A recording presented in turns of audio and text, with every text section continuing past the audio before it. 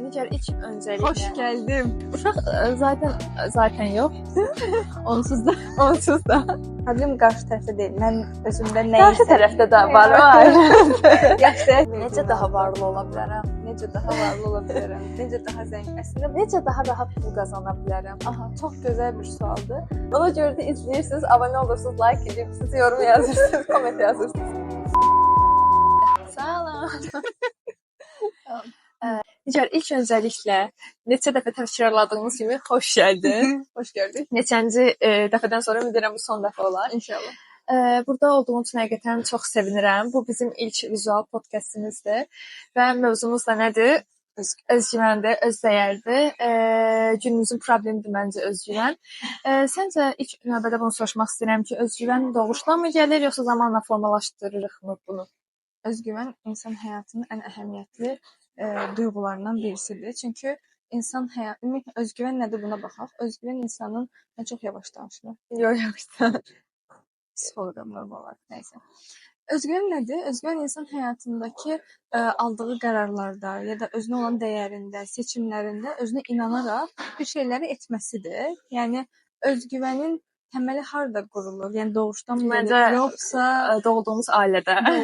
Doğulduğumuz ailədən gəlir. Təbii ki, ailə kiçik cəmiyyət olduğu üçün ailədə də formalaşır. Daha sonra cəmiyyət içərisində də biz bir çox şeylərə məruz qalırıq. İtirə də bilirik özgüvənimizi müəyyən səbəblərə görə, ya da ki, bunu üzərinə daha da yaxşı bir vəziyyətdə qoyaraq da irəliyə bilirik. Amma mən düşünürəm ki, mətləb ailədə qurulur.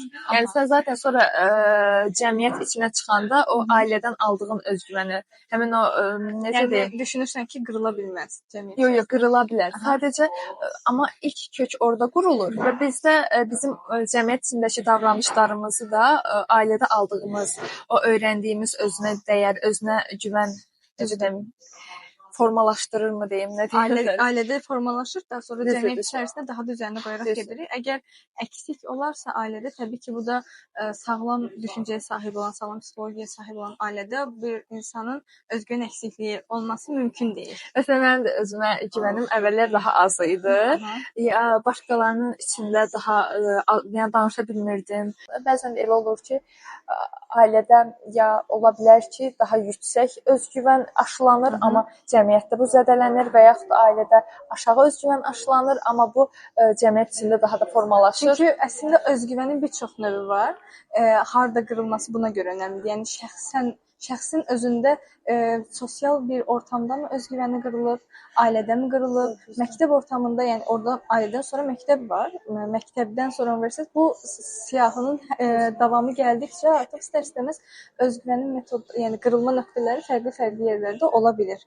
Ona görə dediyin yəni düzdür. Yəni həm ailədə də qırıla bilər, yoxsa ailədə daha yüksək bir özgüvən aşılanır, gedər sosial bir mühit içərisində, böyük bir cəmiyyət içərisində heç gözləmədiyi bir yerdən o zərbəni alır və bu da məncə insan təkamülündə normal bir situasiyadır. Eynən, bir də bəzi şeylər dəngədə, balansda saxlamaq lazımdır və yüksək aşılanan özgüvən də məncə cəmiyyət içinə çıxanda qarşıma çıxan insanlar sayəsində çox qırıla bilər və yaxud da aşağı özgüvən cəmiyyət içində bütün yəni bunların başına baxsaq, ailənin sağlam bir psixologiyaya sahib olması, yəni zəmin önəmlidir. Əgər boş bir yerin üzərində bir şeylər qurmağa çalışırıqsa, orada qırılmama bir şeyin qırılmama ehtimalı yoxdur. İstər bu özgüvən, öz sözünü alıb dəyər, sevgi, təcrübə hər şeyin üzərinə qoya bilərik. Düzdür. Bəs səncə nə düşünürsən? Ailələr nə dərəcədə özgüvənli uşaqlar yetişdirirlər Azərbaycanda? Yetişdirmirlər.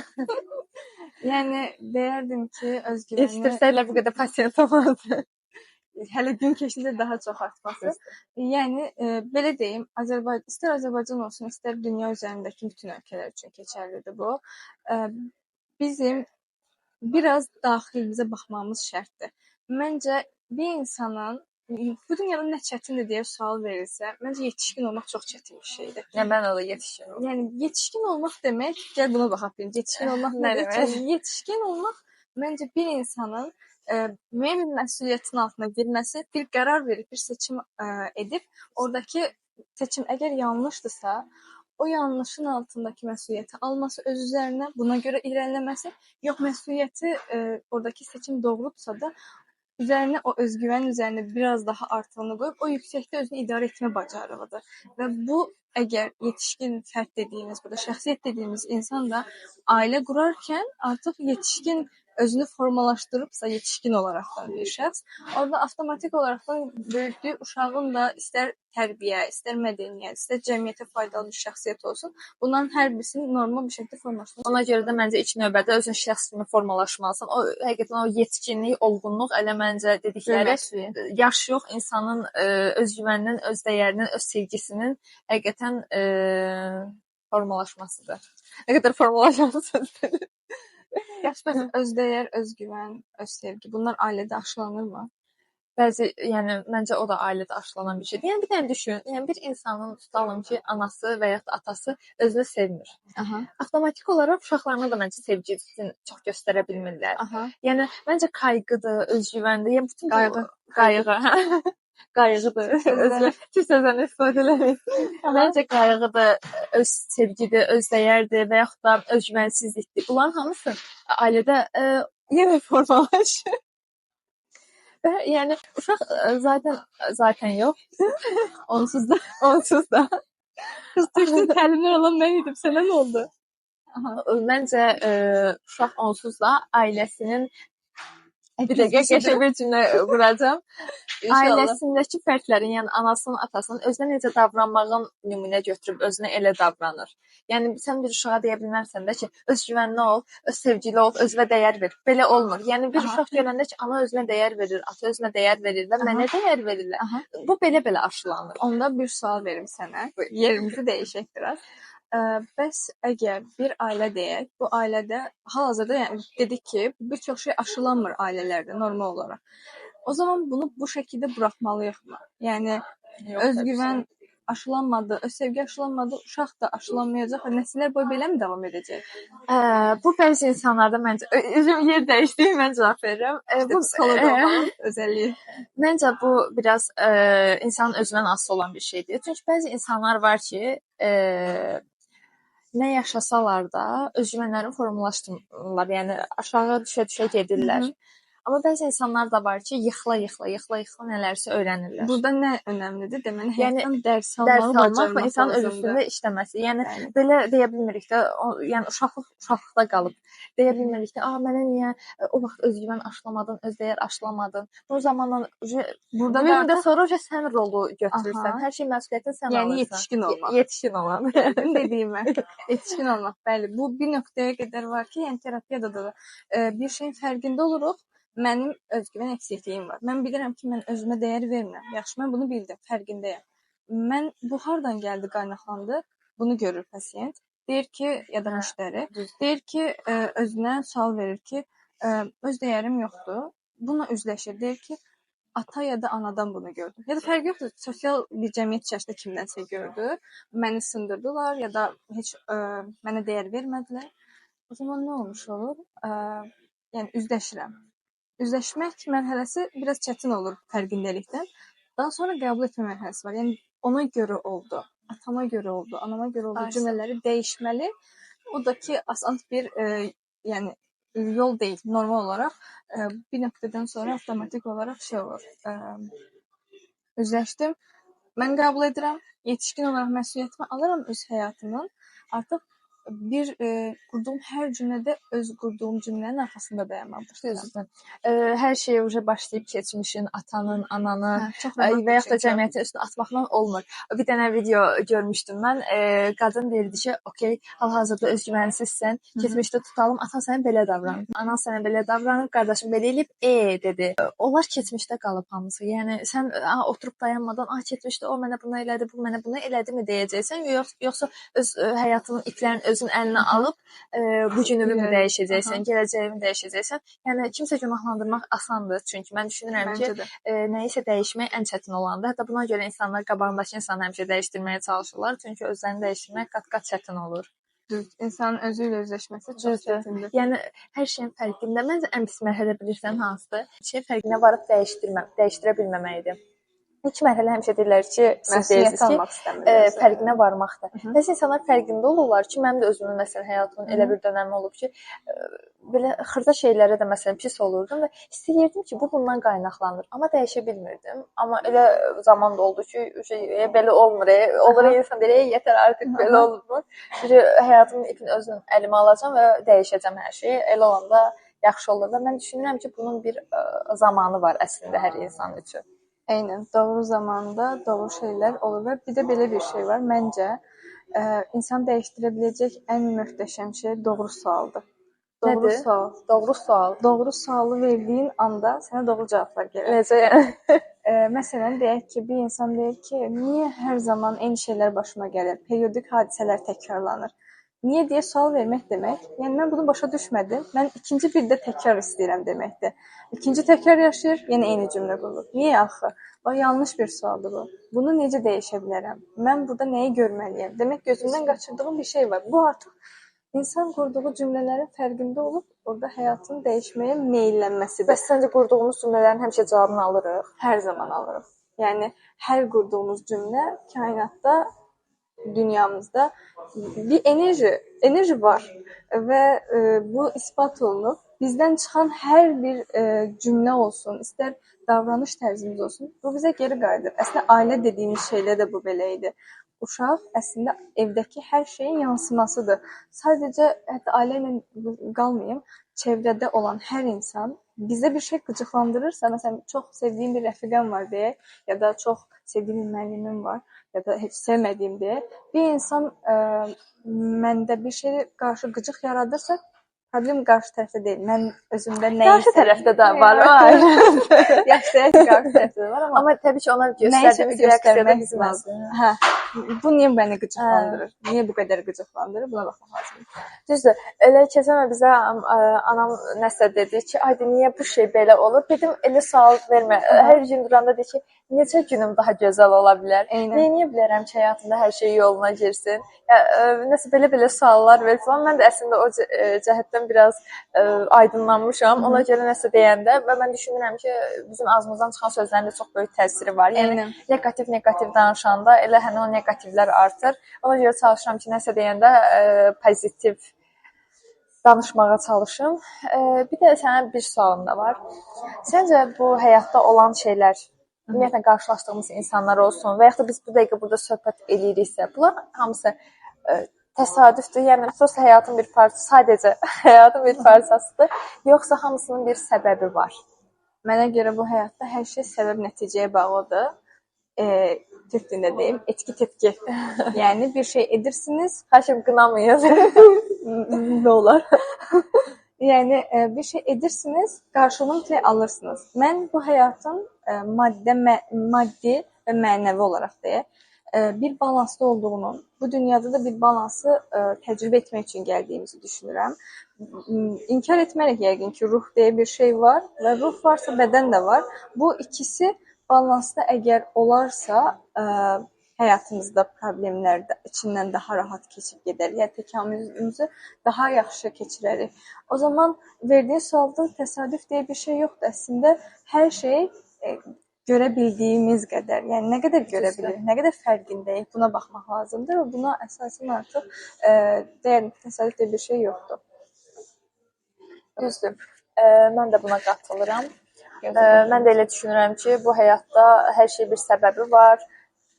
Hətta belə bir şey nümunə gətirmək istəyirəm. Mən elə bir dönəm olmuşdu ki, Almaniyaya tək getmişdim, yəni bir kursuna getmişdim, 4 aylıq və həqiqətən o zaman ətrafımda heç kəs yox idi, heç bir dostum falan yox idi. Mən də bilmirəm niyəsə tək yola çıxmaq istəyirdim və gedəndə təsadüfən yolda bir türk qızla tanış oldum. Necə oldu? Mən şəklimi çəkirdim. Bəs almanca dedi ki, onlar şəkili mən istəyirsən, mən çəkim şəkili. O şəkildə ona zəng gəldi. Bəs türkcə danışdı. Mən dedim ki, ha, türkcəm falan. O həmin gün mənə çox şeydən nömrə almaqda və yaxud da başqa bir şeylər eləməli idim. Hamısında kömək elədi və sonra mənə dedi ki, bəs bir dənə psixoloq var. Bəs bazar günü bir seminar keçirəcək. İstəyirsən ora gəl, mən ora gedəcəm, türkdür. Mən də dedim ki, olar da, hə, gələrəm. Özüm də onsuz da orada çox tanışım yox idi. Və getdim, gedəndə həmin psixoloqdan çox şey öyrəndim. Yəni o seminarda, sadəcə o seminarda çox şey öyrəndim. Elə həmişə o da orada deyirdi ki, bu həyatda heç nə boş-boşuna olmur. Bu dəqiqə burdasınızsa da bir səbəbi var. Və həqiqətən də mən düşünürəm ki, mənim Ayşəgül bu arada da Ayşəgüllə yolda tanış olmağım boş-boşuna deyildi. O məni əslində bəlkə də həmin insana aparan bir vasitəçi idi orada. Eynən bizim burada video çəkməyimiz kimi. Hə, eynən bizim burada video çəkməyimiz kimi. Bəs mənə bir də bir şey maraqlıdır ki, bəzən deyirlər ki, məsələn, həyatda uğur qazanmaq üçün, irəliləmək üçün nələrsə bağışlamaq lazımdır. Biz irəliləmək üçün bunların fərqində olub, onları bağışlamalıyıq. Əslində bağışlamaq elə də şərt bir şey deyil. Bəzi insanlar Bəzi insanlar deyir ki, mütləq hər şeyi bağışla, affet, belə hər yerə gülücüklər, saat, amma biraz saxta görünür məncə. Yəni o bağışlamaq necə olur? Və yaxud da bir şeyi bağışladığımızı nə bilə bilərik? Bir insan bir şeyi qəbul edib irəliyə baxmağı bacarırsa, artıq bağışlayıb deməkdir. Bir şeyi göz ardı etməklə bağışlayıb irəliləmək arasındakı fərq nədir məsələn? Bir problemi əgər xalçanın altına süpürürüksə, onların periodik olaraqdan qarşımıza o çıxar. Çünki mən o tozu görmürəm deyirəm, amma o yığılır orada. Bir gün anidən və təsadüfən bir anda duyğusal olaraqdan reaksiya verərik. Məsələn, bir qab qırılar, oturub ağlayarıq məsələn o saatlarla. Deyir, heç nə olmamışdı. Sadəcə bıçaqla əli kəsilmişdi, bunu ağladı. Mövzu orada bıçaq yara deyil, ya da qabın qırılması deyil. Burada avtomatik olaraqdan qarşımıza bir çox şeylərin sən burada məni unutdun. Yəni ruh hər şeyi xatırlayır. Yəni deyirsən ki, xalçanın altına süpürülən şeylər mütləq qabağımıza çıxar. Ona görə birinci yığışdırın otağı, sonra zehninizi. Birinci hər şeyi dağıdın, tökün, pis olun, sonra yığışdırın. Eynən. Bu daha sağlamdır. Bəs özgüvənli insan olmaq o deməkdir ki, sən heç nəyə pis olmursan və yaxud da problemləri asanlıqla həll edirsən. Nəsə olur, mən onsuz özümə güvənirəm, həll edərəm deyib irəliləyirsən. Biraz bir hadisə, bir situasiya olur, özgüvənimi qıracaq bir şey yaşayıram. Amma deyirəm ki, yox, heç nə olmaz, burada heç bir problem yoxdur. Bu biraz maskalanmaqdır, mənə heç bir şey təsir edə bilməz və açığı günümüzdə belə insanlar daha çox rast gəlinir. Böyük bir hissə özgüvəni yoxdursa, bunu etiraf etməyə keçirəm artıq. Bir hissə də deyir ki, mən çox özgüvənliyəm. Halbuki bu altı boş bir şeydir. Təəssüflər olsun ki. Sən mikrofona görə bunu belə qoyaq. Aha. Hə, yəni altı boş olduğu üçün normal olaraq günün sonunda getmək istədiyi, çatmaq istədiyi yerə biraz daha yolları uzadaraqdan gedib çatar və mütləq qarşısına fərqli yollarda fərqli problemlər çıxar. Məncə özgüvənli olmaq bu arada pis olduğun anlarda və ya da qorxduğun anlarda, üzüldüyün anlarda bunu qəbul etməlidir ki, mən indi beləyəm. Bəs bir də mən düşünürəm ki, deyəsən bunu sən də bir dəfə mənə demişdin ki, özgüvən üstə daim işləməliyik. Sadəcə deməzdim ki, özgüvən özümüzlə bağlı hər daim işləməliyik. Çünki bu həyatda yaşadığımız müddətcə bir şeylər olur və ondan dərs çıxardıb yola davam etməyi bacarmaq lazımdır. Bir yerə ilişib qalmaq bizdən bir şeylər alıb aparar. İstər bu həyatımızda itirdiyimiz insanlar olsun, istər həyatımızda çata bilmədiyimiz arzularımız, niyyətlərimiz və s. olsun. Önəmli olan oradakı görməyimiz lazım olan şey nədirsə onu görüb yola davam etməkdir. Düzdür. Bunun üçün də biraz anı yaşamaq lazımdır məncə. Anı yaşamaq. Çünki keçmişdə qalanda və yaxud da gələcəyi çox düşünəndə və bu günümüzün problemidir məncə. İndi insanlar deyəcək, yox, bizim belə bir problemimiz yoxdur. Amma məncə insanlar ya keçmişi düşündüyü üçün, ya da gələcəyi düşündüyü üçün həmişə daxili narahatçılıq hiss edirlər və bu da özgüvəni biraz düşürən bir şeydir. Günümüzün bu dövrdə yəni anda qalmaq biraz çətinlik yaradır normal olaraq. Çünki həm iş stresi, həm həyat içərisində yaşadığımız qayğılar olsun, ailə olsun, fərq yoxdur, şəxsi münasibətlər olsun.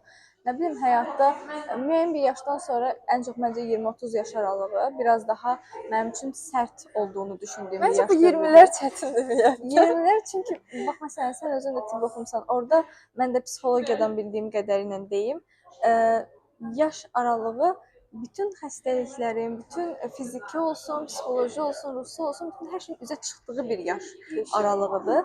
Bir də bağışla sözü kəsirəm, bayaq dediyi hər şeyi tökə yığışdıraq. Elə bil 20-30 yaş aralığı hər şeyin ortalığa tökülüb, bizim də yığışdırıb Ya yığışdırmalı olduğumuz vaxtı ya gərək yığışdıraq düzələr, ya da ki, heç nə eləməyək, sonra qabağımıza Sonra tutulur. 30-40'larda Məncə hər şey bu yaşdan bayağı asılıdır. Bence de aynen. Ona göre yani bu yaş dövrü biraz daha sert geçtiği için insanların da artık hem maddi olaraktan pul kazanmalıyım düşüncesi, hem şahsi münasebet paralel aparmalıyım, hem ailede olan problemler fərq yoxdur, karyera düzeltmeye çalışmak bir tərəfdən vesaire. Yani 20'ler elədi ki, sen her vəziyyətdə çevrən var.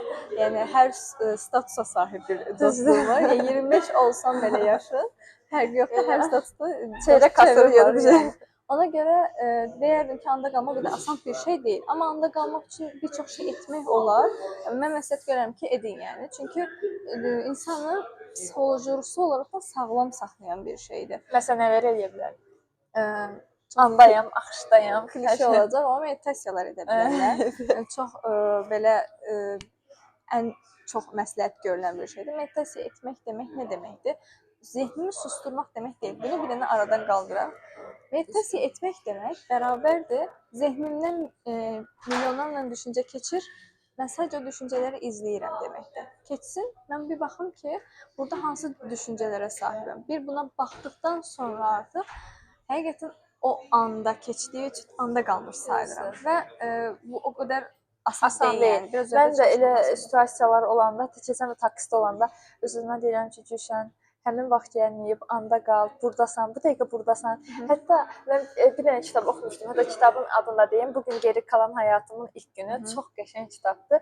Orada bir cümlə var idi ki, sən nə qədər istəyirsən bu dəqiqə 3 il əvvəldə ol və yaxud da gələcəkdə tutalım verəcəyin imtahanda ol. Reallıq budur ki, sən bu dəqiqə burada oturub söhbət edirsən. Mən bu dəqiqə beynimdə imtahanda fikirləşə bilərəm və yaxud da iş fikirləşə bilərəm, amma reallıq budur ki, biz buradayıq bu dəqiqə. Və elə olanda insan özünü daha rahat hiss edir və daha çox odaqlanır. Çünki mənim həyatımda elə bir vaxtları, yəni daha uşaq olanda belə olurdu ki, mən kimlənsə dostumla oturub söhbət edirdim, amma hiss edirdim ki, beynim orada deyilsən. Sabah fikirləşir, 3 gün sonra fikirləşir, Gələcək 3 gün əvvəli fikirləşir və bu həqiqətən insanı narahat hiss elətdirən bir şeydir və o döngünü qırmaq da məncə çox önəmli bir şeydir. Və həyatdan həzz almağı bacarmısan. Eynən, hə. Bu çox önəmli bir şeydir. Həyatdan həqiqətən həzz almağı bacarmaq və bərabərdir artıq. Sadəcə anda qalmaq deyil artıq. Özümə dəyər verirəm. Özümü sevirəm. Çünki özümü sevdikcə bunu çox insanda eşitmişəm. Yemək yeməyi sevən insanlar olsun, fərqi yoxdur. İmtahan ərəfələrində məsələn çoxu nə edirlər? Sadəcə test izləyirlər, bitdi. Halbuki məsələn orada artıq fiziki olaraq da bu bizə təsir edir. Doyma hissini unuduruq. Məsələn artıq mövzu dağılır, amma önəmli olan şeyin yəni həzz almaq. Buna fokuslansanız meditasiyadan sonraki mərhələ o andasınız, həzz alın. Parkda gəzirsinizsə, fərqi yoxdur, yemək yeyirsinizsə, bir otağa girdiniz, o otaq dağınıqdırsa, onu yığışdırarkən belə həzz alın və bu artıq sizi ruhsal olaraq da çox yüksəldəcək. Mənim dayım bir dəfə mənə belə bir şey demişdi. Dedi ki, Gülşən, bilirsən məncə xoşbəxtlik nə deməkdir? Baxdığın şeydən də həzz alasan.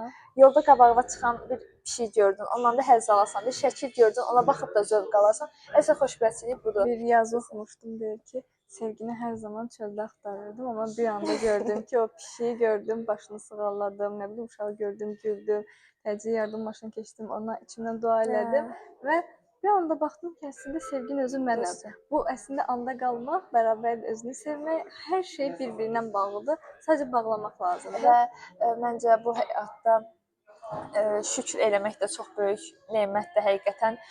Şükür eləməyi özümüzə aşılaya bilsək və yaxud da sahib olduqlarımıza daha çox diqqətimizi versək, nəinki sahib olmadıqlarımıza dünya həqiqətən istəyirəm daha da rahatlaşır. Nə düşünürsən bu haqda? Yaxşı elə düşün. Yaxşı elə düşün. Yəni şükür etmək də anda qalmağın bir metodu olduğu üçün, yəni bir növ şeydir. Əlimizdə bir şey var, mən buna şükür edirəm, bunu şükür etdikcə bunu çoxaltmağa başlayıram. Əslində neqativ düşünmək, pozitiv düşünməyin məqsədi budur.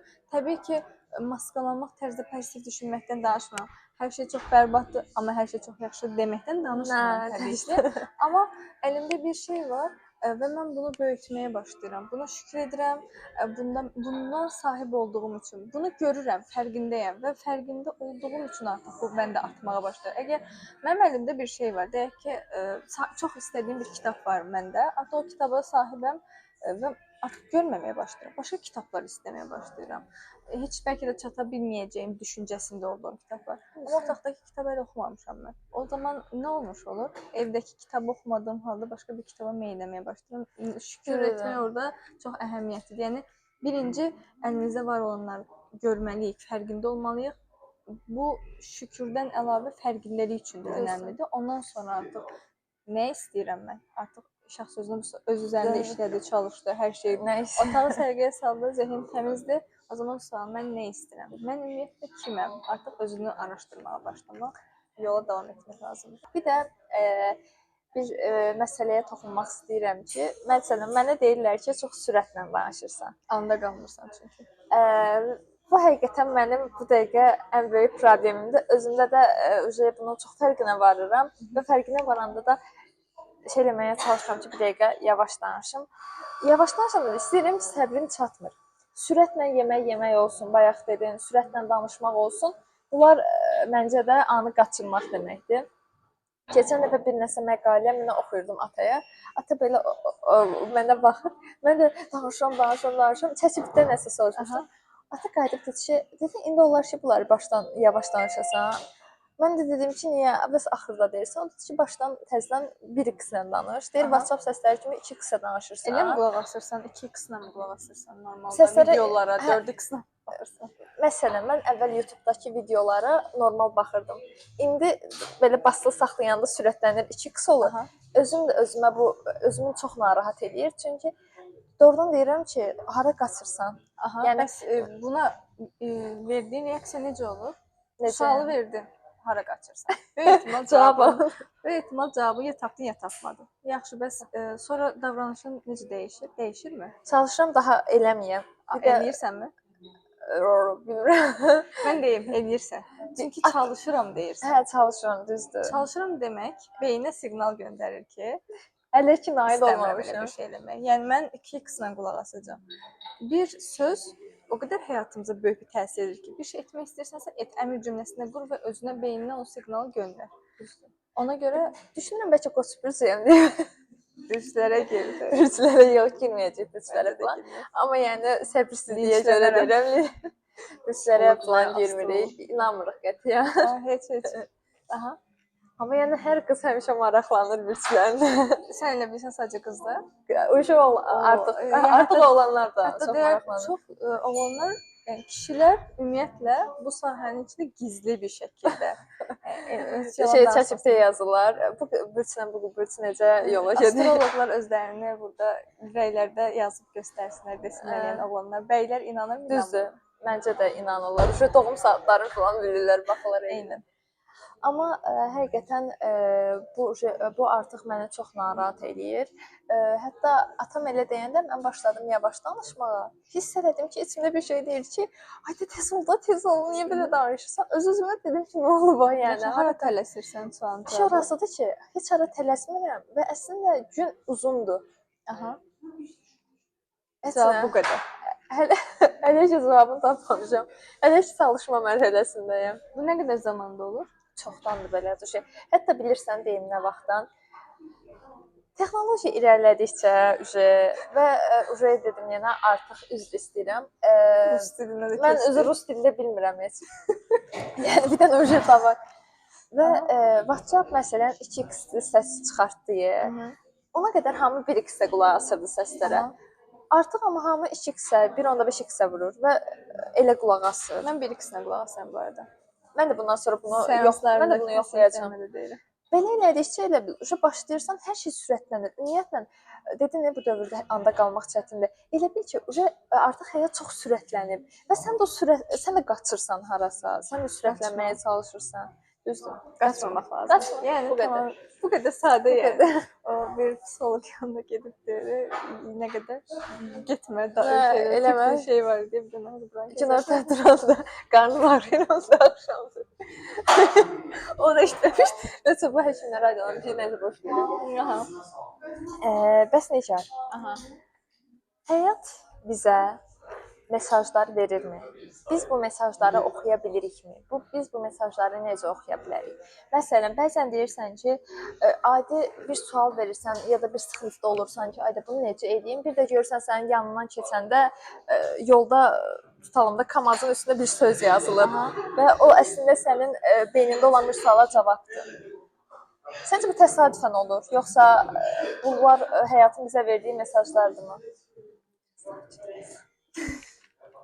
Yəni məncə mən düşünürəm ki, həyat bayaq dediyim cümlənin üzərində yenə dayanıram. Çünki mən bu terapiyalarla istifadə etdiyim ən möhtəşəm üsuldur. Hətta deyərdim ki, həkim, doğru psixoloq, doğru koç, bunların hamısını bu hissədən keçir. Doğru sual vermək. Yəni sualı doğru verirsənsə cavabını alırsan. Yəni necə dəyişə bilərəm deyə sual verdiyin Necə daha varlı ola bilərəm? Necə daha varlı ola bilərəm? Necə daha zəngin? Əslində necə daha rahat pul qazana bilərəm? Aha, çox gözəl bir sualdır. Sual verəndən sonra cavablarını almağa bax. Yəni önəmli olan, yəni fərqindəliyini aç və artıq cavabları gözləyirəm. Alan cavabları gözləyirəm. Hər şey artıq önünə gəlməyə başlayır. Yəni bəlkə də bu video çəkməyimizdə buna daxildir. Mesajı aldı. Kim bilir? Ona görə də izləyirsiniz, abunə olursunuz, like edirsiniz, yorum yazırsınız, komment yazırsınız. Eynən. Düzdür. Bir də bayaq dedin, psixoloq falan məsələsi. Mən düşünürəm ki, biz hər nə qədər bəzi insanlar var mənim ətrafımda ki, öz dostlarımdan, buna özüm də daxiləm, keçmişdəki özüm. Psixoloqa gedirsən, kişisel gelişim kitabları oxuyursan, amma görürsən, şəxsi inkişaf kitabları oxuyursan və yaxud da psixoloji videolara baxırsan, amma görürsən ki, sən bunlara baxırsan, fərqinə varsan, daha da narahat edirsən özünü. Anda qalmaq. Yox, anda qalmağa görə demirəm. Yəni bunlar əslində sənə kömək eləmir. Elə bir bariyər, divar var. Mən düşünürəm ki, bəzi insanların, bütün insanların vaxtı var və bir insan nəyəsə hazır olanda dəyişə bilir. Və ya sən nə qədər psixoloqa getsən də, və yaxud da kitablar oxusan da filan, yox, bir hadisə yaşaya bilərsən və yaxud da bir şey ola bilər, çox kiçik bir hadisə ola bilər və sən həmin anda dəyişimə açıq ola bilərsən. Artıq ondan sonra sən oxuduğun kitabların istəyirsən bir mənası olur və yaxud da aldığın terapiyanın bir mənası olur. Elə bil mən özümdə daha 17-18 yaşlarımda çoxlu bu şəxsi inkişaf kitabları oxuyurdum, videolara baxırdım. Amma belə bir şey var. 17 yaşında oxuyan Gülşən 25 yaşında bunu yaradırsa, 25 yaşında oxusaydın əgər, bu ehtimal 30-larında yaradacaqdı bunu. Yəni hər şeyin bir zamanı var. Biraz zamana yaymaq. Kitablar boş-boşuna oxunmayıb deyirsən. Təbii ki, oxunmayıb. Əgər onu müdafiə etsək, yəni boş yerə kitab oxuyursunuz, oxumayın desək, bu doğru olmaz. Çünki bugün ikimiz də istər-istəməz ali təhsilli olaraq burada oturub nəyisə müzakirə etməyə bacarırıqsa, ən azından axışda nəyisə danışmağa bacarırıqsa, ki bu sadəcə YouTube videosundan alıb bizim normal söhbətimizdir. Çünki mən evdən həqiqətən spontan olan bir şeydir. Mən evdən çıxanda evdəkilər dedim ki, bu dəfə Gülşənlə görüşəm, amma bu dəfə də görəcəksiniz nə danışacağımızı. Yəni belə bir şey deyim. Ona görə 17 yaşında oxudum. Yəni heç nə həyatda boş deyil. Oxuduğunuz kitab fərqi yoxdur, hər hansısa bir şey. Burada özünüzə yatırım edirsiniz. Ona görə psixologiya, həkimin yanına gedən insanlar həmin an dərman qəbul edir və hər şey düzəlirmi? Yox, zamanla artıq. Dediyim kimi inanc artıq, orada dəyişmə olan istək, psixoloji olaraq buna artıq hazır olmaq. Təbii ki, dəyişmə. Eynən. Psixoloji olaraq hazır olmaq. Eynən. Hazır olduğunu hiss edirsən. Belə olanda sən oxuduğun kitablarda hiss edirsən ki, sənə nəsə qatır və yaxud da aldığın terapiyada. Yəni belə düşünürəm ki, məncə hər insanın belə hazır olma vaxtı var dəyişim üçün və özümüz də istəsək dəyişə bilərik. Təbii ki. Birinci özümüz istəməliyik və yazıb soruşanlar terapiyada da hər zaman ilk sualım budur. Dəyişim istəyirəm. Çünki kimsəyə anası soruşur ya kimsə tanış soruşanda ilk verilən sual budur. Hətta deyirəm ki, psixiatrların yazdığı dərmanları bəzi çox xəstə əslində deyərdim ki, mənim də yanıma gələnlərdə çox xəstələr deyir ki, mənə təsir etmir dərman. Niyə? Çünki özü istəmir ki, dəyişməyi. O kənardakı insanların, sosial çevrənin təsiri altında artıq gedir. Bu doğru bir şey deyil. İnsan özündə, daxilində dəyişimi istəməlidir. Sonra artıq dəyişimə açıq olmalıdır. Və bu həqiqətən asan bir yol Yox deyil. deyil. Və bayaq dediniz ki, insanlar sual verirlər ki, hazır olmadıkları vaxt psixoloqa gedəndə və ya da psixiatra gedəndə elə ilk maraqlı olan, hə mən bu dərmanı içim, fokus olsun, elə bil mən düzəlim. Və ya da psixoloqa getdim, mən düzəlim. Amma Psixoloqa gedir, iş hər zaman insanın özündə bitir. özündə başlayıb özündə bitir. Özündə bitir. Yəni heç ya sehrli dəynəklə, sehrli çubuqla nəsə eləmir ki, sən birdən-birə dəyişirsən və bunun qarantisi də olmur. Elə insan olur ki, illərlə psixoloqa gedir. Çox az bir irəliləmə olur həyatında. Bəzi insan da var ki, Bir seansla nəticə alan pasientlər bir var. an bir şey olur və sən deyirsən ki, yox da mən bunu yaşadım. Amma mən nələrsə dəyişmək istəyirəm. Mən özümü dəyişmək istəyirəm. Belə olanda da sən demiş bir seans belə, bir cümlə belə həqiqətən deyirəm. İnsana çox təsir eləyir. Eynən. Yəni bu biraz individual olur məncə. Mən özüm də hardasa 19 yaşımda falan psixoloqa getmişdim. Görürdüm ki, gedirəm. Düz işini bilən mütəxəssislər də olmalıdır. Hər insan yaxşı psixoloqdur, yaxşı həkimdir deyə bir şey yoxdur. Gedirsən, həmin an düşünürsən ki, nəsə olsun, mən bura gəlmək məqsədim. Nəsə olsun, mən fikirlərim dəyişsin, düzəlim, özümü daha rahat hiss edeyim. Amma belə yoxdur. Bu yol həqiqətən çətin yoldur. Bəzi insanlar olur ki, heç nəyin fərqində olmurlar. Ya xalçanın altına süpürürlər, elə lom yaşayırlar. Heç nəyə psixoloqa gedirlər, nə psixiatra. Amma bəzi insanlar da O var da ki, çevrələrinə əslində zərər verirlər. zərər Həmin verirlər. insanlar. Normal olaraq Manipulyator, narsist olurlar. Eynən, yəni həmin insanlar getmirlərsə də artıq çevrədəki insanlar özlərini sağlam ruh və bədəndə saxlamaq üçün məcbur özləri psixoloqa gedirlər. Və həmin insanlar da psixoloqa gedəndə əgər hazırdılarsa və həqiqətən artıq dəyişmək istəyirlərsə və bunu başqaları üçün də yox, özləri üçün istəyirlərsə, yol əziyyətli də olsa, hətta mənə bir dəfə biri belə demiş ki, ola bilər ki, özünü çox pis demişdim, Almaniyada tanış olduğum qadın demiş ki, yəqin ki, özünü bir müddət çox pis hiss eləyəcəksən. Çünki hər şey gün üzünə çıxır. Eynən. Sadəcə içində güc olur ki, hazır olanda. Mən bunu həll eləyəcəm. Mən bu yola məqsədli şəkildə qoyulmuşam və bunu düzəldəcəyimə də inanıram. Eynən. Bu dəqiqə pisəm, ola bilər. Bu da həyatın bir axışıdır, amma düzəldəcəm. Şey deyirik də, güzelin dərdi çox olur. Amma nəysə belə deyib həll eləyirik burada. Da iptal zarafat eləyirəm. Təbii ki, Belə bir stiker var, güzelin dərdi çox olur. Hürrəm Sultanın sözlər bizim həyatımıza çox güclü təsir etdiyi üçün bu cümləyə bir iptal deyirik. Əsl ləğv eləyirik bunu, iptal yox, ləğv eləyirik. Ləğv eləyirik, Ləğv eləyirik. Alan ciddi anladım. Yəni haqlısan yəni. Bu qədər. Düzdür, haqlıyam.